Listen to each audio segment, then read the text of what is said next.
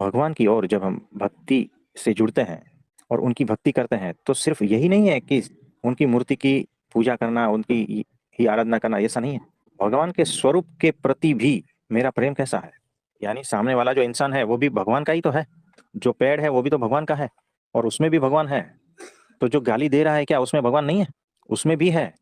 तो मेरी ओर से कभी भेदभाव नहीं होता है प्रेम में।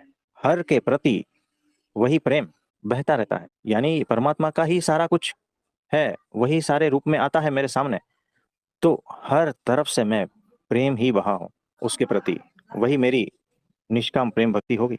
तो आपको भी वैसा ही होना है, निष्काम प्रेम, निष्काम भक्ति परमात्मा की ओर। और कब होगा ये? जब भीतर से प्रेम होगा तभी होगा ना, नहीं तो मांगते फिरते हो भिखारियों की तरह।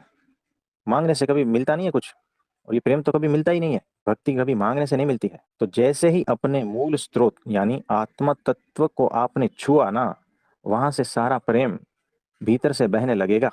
और उस आत्म तत्व के भीतर जो परमात्मा बैठा है ना, वहां से सारा प्रेम बहने लगेगा। और वही ये सारा पूरा चक्र पूरा करता है।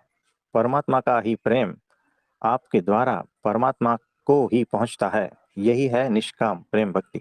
आप समझे? आपका है ही नहीं कुछ अभी। यानी आप पूर्ण शून्यता में जब जाते हो तब बाहर प्रेम ही छलकता है। जब आप भीतर से पूर्ण रूप से पूर्णता में, पूर्ण रूप से शून्यता में उतरते हो तब बाहर की ओर जो है ना प्रेम ही बहता है, सिर्फ प्रेम। और यही लक्षण है निष्काम प्रेम भक्ति का।